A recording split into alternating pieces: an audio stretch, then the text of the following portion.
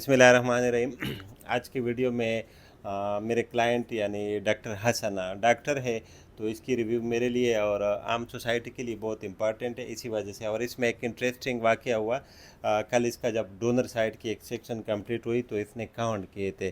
तो मैंने पूछा कितने, कहते 6000 मैंने काउंट किए। तो मैंने कहा चलो आप मेरे इंसिजन काउंट कर दे आप, तो फिर मैं आपको फ़ीस वापस दे दूंगा। लेकिन वो फिर काउंट नहीं कर सका क्योंकि वो मैं बहुत स्पीड से बनाता हूँ और ये बहुत सुन होते हैं और स्पीड ज़्यादा होते हैं। मैं अक्सर 150 इंसिजन पर मिनट बनाता हूँ, तो इसी वजह से अक्सर मैं खुद भी चाहूँ तो काउंट नहीं कर सकता हूँ। तो हसन का डोनर अच्छा था, स्किन भी अच्छी थी इसकी, तो इसकी वाकई ग्राफ्ट बहुत ही अच्छे निकले और इसका पूरा सर कवर हो गया। अगर आप लोग देख ले फुल डेंसिटी के साथ, और माशाल्लाह कम्प्लीटली कवर हो गया है। मेरा जो पंच साइज़ है वो स्मॉल है, वो 0.8 ये पंचेज यूज़ करता हूँ, इससे बड़ा यूज़ नहीं करता। हमारे ग्राफ्ट फाइन होते हैं।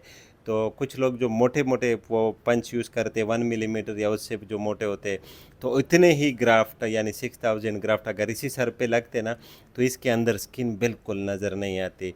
लेकिन ग्राफ्ट का साइज़ आपका जितना फाइन होगा इतना आपका स्किन में क्रोसिस का चांसेस कम होते हैं, इतना कम एरिया में ज़्यादा ग्राफ्ट आते। और थोड़ी सी स्किन विजिबल होनी चाहिए, क्योंकि स्किन नेक्रोसिस को बचाने के लिए कि आपका ब्लेड और पंच बहुत ही फाइन होना चाहिए और फाइन वर्क होना चाहिए। तो हसन से रिव्यू लेंगे।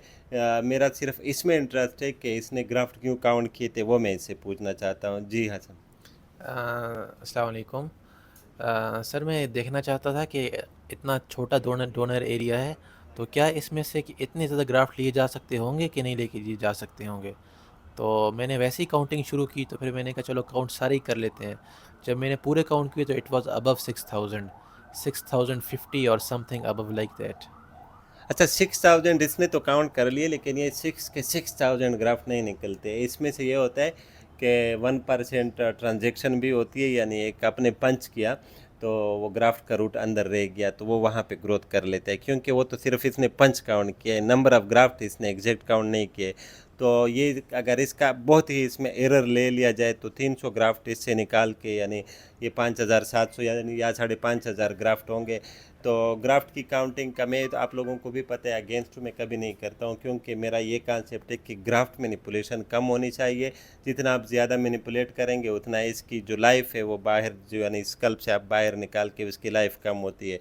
तो आखिर में आप ग्राफ्ट तो ज़्यादा लगा लेते हो लेकिन ग्रोथ कम ही कर लेते, तो इसी वजह से ग्राफ्ट को बहुत से कम हैंडलिंग होनी चाहिए। इसको जो है ना एयर को बहुत ही कम टाइम के लिए एक्सपोज होना चाहिए।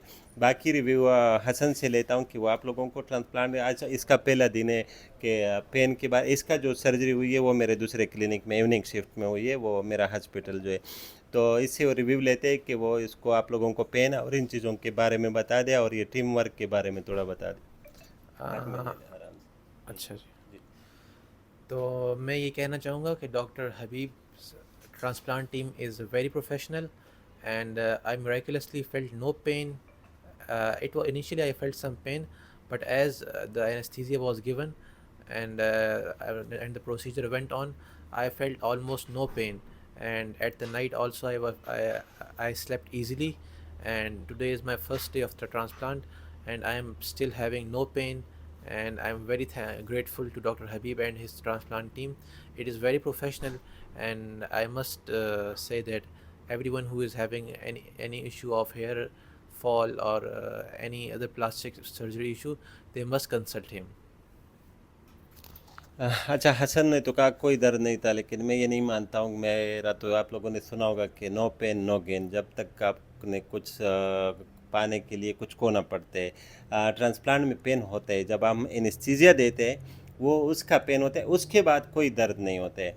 तो वो एनेस्थीसिया का पेन भी हमारी टेक्निक इस तरह है कि वो बहुत पेनलेस होती है, यानी बहुत ही कम पेन आपको फील होगा। ट्रांसप्लांट के बाद डोनर साइड में आगे वाले हिस्से में कोई दर्द नहीं होना चाहिए। हाँ, कुछ लोग होते हैं, यानी साल में मेरा एक दो मरीज़ ऐसे भी आते हैं कि जिसमें डोनर साइड में उसको पेन होते हैं। रिसेंटली मेरा एक दोस्त है, उसको 2 हफ्ते तक इसमें पेन था और मैं उसको फिर साथ साथ में मैनेज करता था, मेडिसिन या इंजेक्शन फिर दे देते पेन मैनेजमेंट के लिए। लेकिन 99% चांस ये है कि आपको दर्द नहीं होगा। और आपका जो टीम है या आपका जो डॉक्टर है वो एक्सपर्ट होना चाहिए, उसकी टेक्निक ऐसे होनी चाहिए कि आपको दर्द ना करे। आपको जो इंजेक्शन टेक्निक है उसमें भी कम से कम दर्द होनी चाहिए।